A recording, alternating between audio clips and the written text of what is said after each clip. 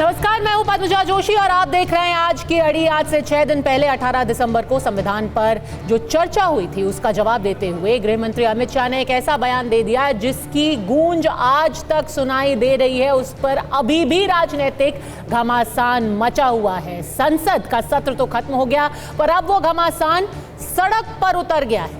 दिल्ली से निकलकर वो देश के हर कोने में पहुंच गया है। विपक्ष अमित शाह से लगातार इस्तीफे की मांग कर रहा है और बीजेपी को और मोदी सरकार को घेरने की कोशिश में लगा हुआ है। एक तरफ कांग्रेस बीजेपी को संविधान के खिलाफ वाला नैरेटिव सेट करने में जुटी हुई है, तो वहीं दूसरी तरफ बीजेपी ने आज अपने मुख्यमंत्रियों को फील्ड में मोर्चा संभालने के लिए उतार दिया। बीजेपी भी संविधान पर कांग्रेस क्या सोचती रही है यही नैरेटिव सेट करने की कोशिश में जुटी है। यानी ये लड़ाई अब नैरेटिव बनाम नैरेटिव की बन चुकी है।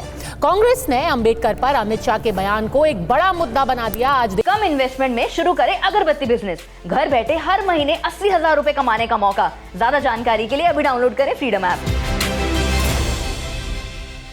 देश के अलग अलग शहरों में कांग्रेस के नेता और कार्यकर्ता सड़क पर प्रदर्शन के लिए उतरे। ये तस्वीरें जयपुर, अमरोहा, भोपाल, पटना, रायपुर, रांची की हैं। यहां कांग्रेस कार्यकर्ताओं ने अमित शाह के खिलाफ जमकर नारेबाजी की और बीजेपी के मुख्यमंत्रियों ने एक के बाद एक प्रेस कॉन्फ्रेंस करके इतिहास की याद कांग्रेस को दिलाई।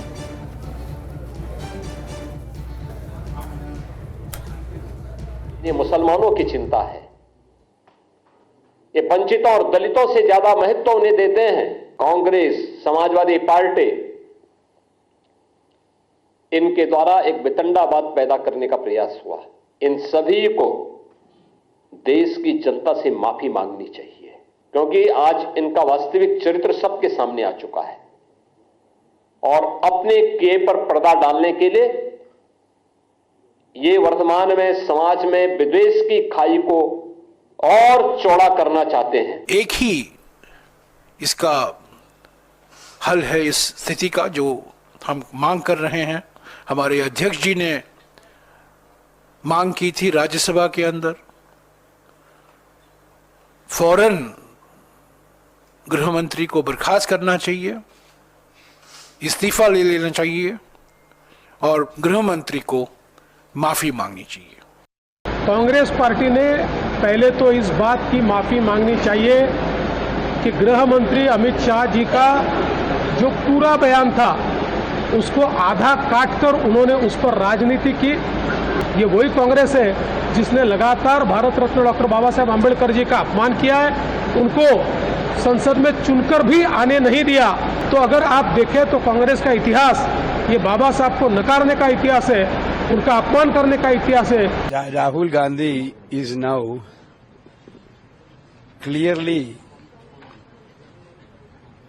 going to the people and spreading the message of Dr. Ambedkar and Dr. Mahatma Gandhi ji. Standing for SC, ST, OBC like communities, standing for poor people in the general caste. Whenever we are talking something against that one, those people will shut parliament. Those people will try to shut our mouth. Then they are giving this type of lectures. People know about all these things. कि आज कांग्रेस जिस तरह का ढोंग कर रही है, मैं कहना चाहता हूं कि कांग्रेस ने बाबा साहब को कितना अपमानित किया, उनका मजाक उड़ाया। उन्होंने कानून मंत्री पद से इस्तीफा दिया। इस्तीफा दिया नहीं, इस्तीफा लिया गया था।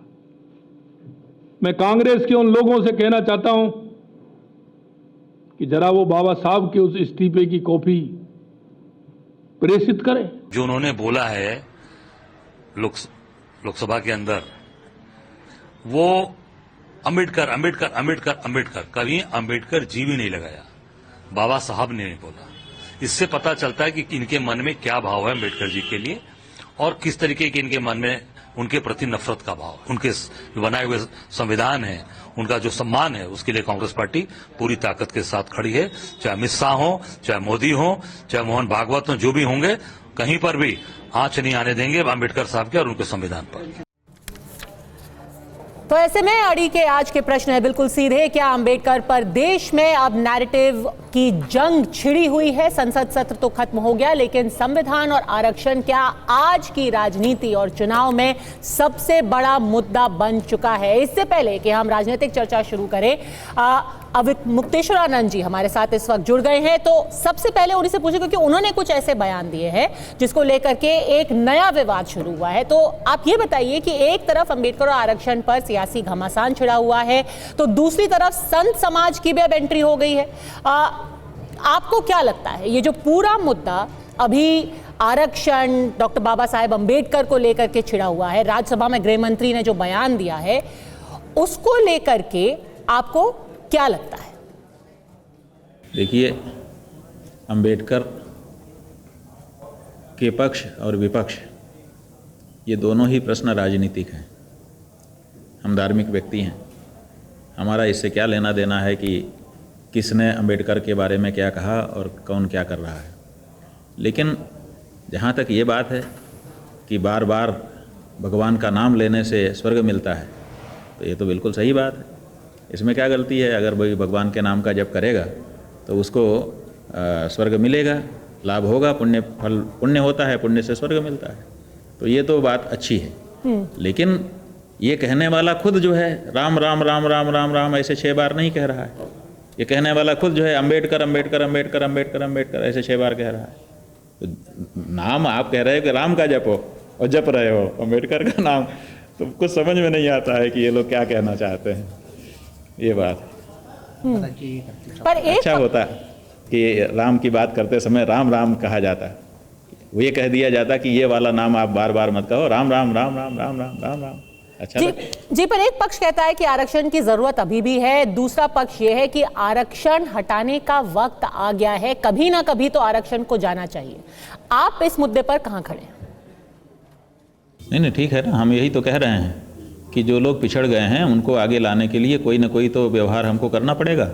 उनको सुविधाएं देनी पड़ेगी, उनको शिक्षा देनी पड़ेगी, उनके बारे में सोच बदलनी पड़ेगी। तो ये करने के लिए आरक्षण दिया गया था। लेकिन आरक्षण को ही अब जीवन बना ले हम। क्या बाबा भीमराव अंबेडकर साहब ये चाहते थे कि जिन लोगों के लिए हम खड़े हुए हैं वो लोग सदा आरक्षण की बैसाखी पर चलें? वो कभी भी आत्मनिर्भर ना हो सके, कभी भी वो इतना संज्ञान ना हो सकें, कभी भी वो इतना सक्षम ना हो सकें कि बिना आरक्षण के वो मुख्य धारा में चल सकें? ऐसा तो नहीं चाहते होंगे ना। वो तो यही चाहते थे कि जब तक पिछड़ गए हैं उतनी देर तक हम कदम ताल कर लेते हैं और उनको थोड़ी सी सुविधा दे देते हैं ताकि वो हमारी बराबरी में आ जाएं, फिर हम सब लोग मिल बैठ करके देश और समाज की उन्नति का मार्ग तय करें। लेकिन आरक्षण को ही जीवन बना लेना, अब जिंदगी भर चाहे कितनी ही पीढ़ियां हमारी गुजर जाएं, 1000 साल गुजर जाए, हम आरक्षण पर ही जिएंगे, ऐसा उद्देश्य बाबा भीमराव अंबेडकर का भी नहीं रहा होगा। लेकिन जो उनका मूल उद्देश्य था उसको समझने की ज़रूरत है। और वो सब उपाय जो आरक्षण का उपाय है, हम समझते हैं, जहाँ तक हमारी अपनी समझ है, ये असफल हो रहा है। 10 साल बाबा भीमराव अंबेडकर मानते थे कि 10 साल में ये बात हो जाएगी, इसीलिए 10 साल के लिए उन्होंने आरक्षण लाया था। अब 78 साल हो गए, 10 साल का 20 साल हो जाता, 30 साल हो जाता, 40 साल हो जाता, लेकिन 78 साल हो गए, अभी तक वो लक्ष्य अगर नहीं मिले, इसका मतलब ये जो पद्धति है इसमें कहीं ना कहीं कोई खामी है। इस पर भी विचार किया जाना चाहिए। लेकिन विचार करने का मतलब ये नहीं है कि ऐसी कोई व्यवस्था ना बनाई जाए जिससे पिछड़े लोग आगे ना आ सकें। उनको आगे आने का हक है, और उसके लिए जो आगे बढ़े हुए लोग हैं उन्हीं का दायित्व है कि वो पीछे वालों को कैसे अपने साथ ले लें।